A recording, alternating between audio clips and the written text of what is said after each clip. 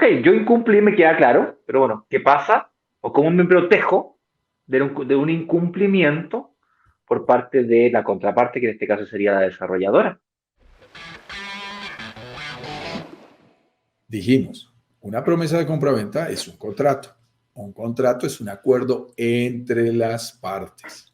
¿Qué pasa si la parte nuestra incumple? Y ahora la pregunta que nos plantea Ignacio muy bien es, ¿y qué pasa si es a mí el que no me cumple, ¿no? Los que no me cumplen es a nosotros.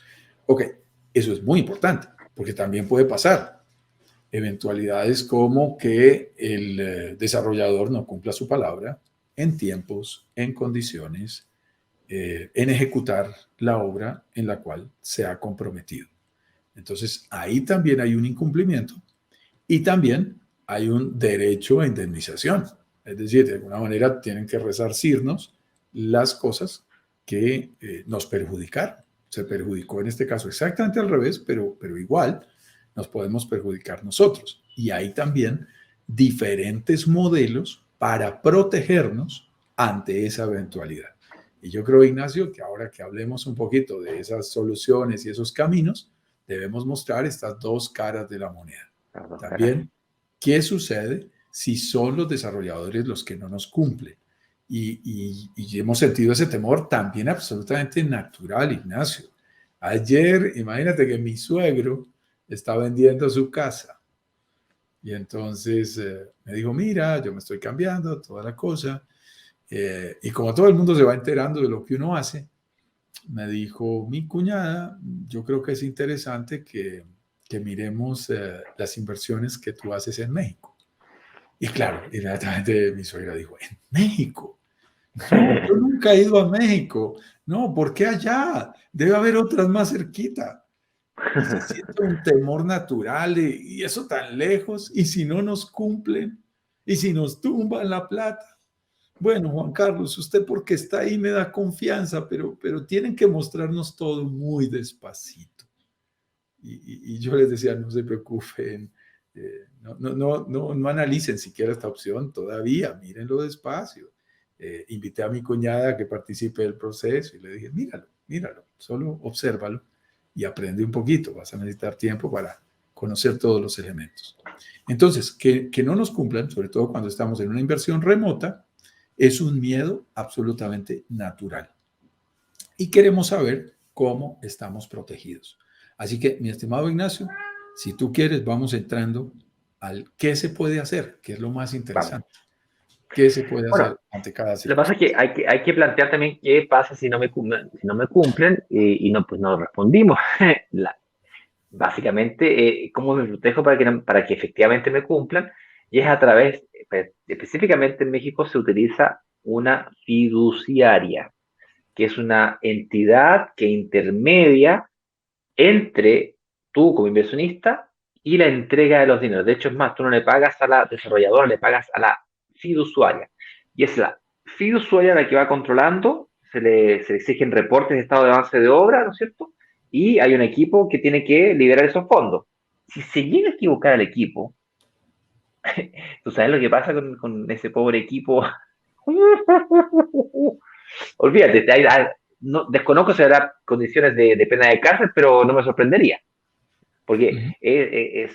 es muy delicado. Entonces, esta gente hace un análisis muy riguroso. Nos contestaba ayer Félix, que él como abogado tiene una sobrina que es arquitecta y que tiene unas casas, unos proyectos ahí por Tulum con unas casas, y que estaba muy nerviosa porque tenía que presentar estado de avance de obra y había todo un tema ahí de interpretaciones de estado de avance y estaba muy complicada, muy nerviosa porque se podía malinterpretar el avance y tal, y tenía que convencer a este comité y tal.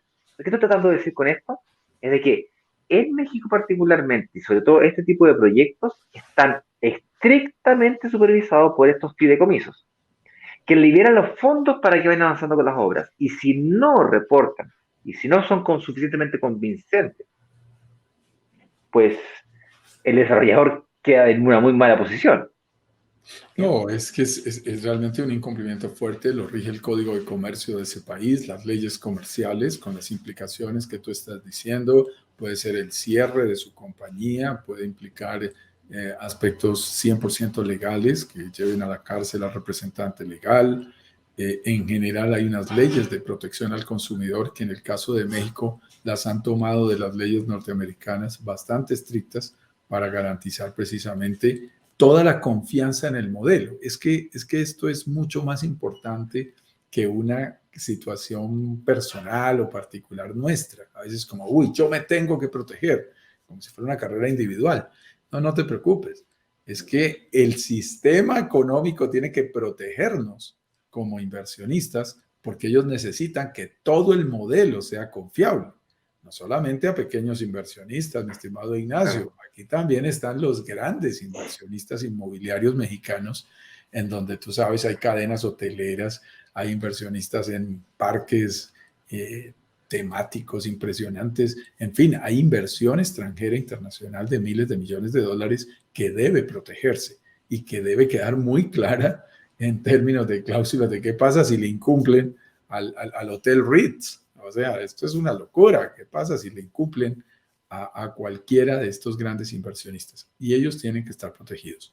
En cada país se hace diferente. En México, por ejemplo, en Chile existe un seguro eh, que es interesante y es todo un proceso. En Colombia existen fiducias individuales. Eso significa que yo debo hacer mi reclamación individualmente. En México existe esta fiducia colectiva que les explicaba muy bien Ignacio. ¿Y eso qué significa? Significa que el dinero nuestro no va, cuando digo nuestro me refiero como inversionistas, porque nosotros como brokers digitales no recibimos dinero de nuestros inversionistas, ustedes directamente lo están entregando al desarrollador, tampoco le entra directo a las cuentas del desarrollador. Entran a esta fiducia, a este fondo, que está totalmente monitoreado, auditado por un banco que tiene interventores, ingenieros civiles, arquitectos, que visitan la obra, como lo describía ahora Ignacio en el caso de la hija de Félix, que visitan las obras y dicen si efectivamente se están dando los porcentajes de avance. Y cuando se van dando los porcentajes de avance, ellos van liberando los dineros. No se da el porcentaje de avance, no te doy el dinero. Hay una protección a priori, antes de, lo cual es muy interesante para nosotros como inversionistas. Entonces, a veces la gente dice, no, pero es que yo no puedo ir a controlarlo. No, no, no, tenemos que confiar también en el sistema. No lo controlamos nosotros, pero lo controlan unos expertos en crédito de constructores que conocen perfectamente del tema, que son interventores, que gente que además actúa con ética y hacen su gestión, porque ellos tienen que proteger el dinero del banco, que generalmente en una obra es muchísimo más grande que el dinero nuestro, lo digo con respeto, Claro. Ignacio, pero para financiar una obra de estas pueden haber créditos de 2, 3, 5, 10 millones de dólares. Fácil. Ese interventor en realidad está cuidando los 10 millones de dólares del banco.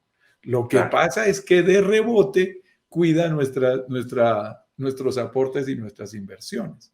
Él está pendiente de proteger al máximo el dinero del banco, que suele ser muchísimo más grande en monto que los nuestros, Ignacio. Pero gracias a eso se genera un sistema confiable de control cruzado que nos garantiza que las obras se vayan ejecutando sin necesidad de que yo la esté mirando, porque hay gente que me dice, le ponen una cámara para que la obra se vaya haciendo. Sí, sí, es más, se lo podemos preguntar al desarrollador el martes. Creo que la están poniendo y uno puede ir y mirar, pero ese no es el control importante del que estamos hablando. Esto es mucho más técnico y expertos que van mirando si la excavación, si el proceso de cimientos, si la construcción de columnas, yo qué sé, todo el tema técnico de la construcción se está dando de acuerdo al cronograma.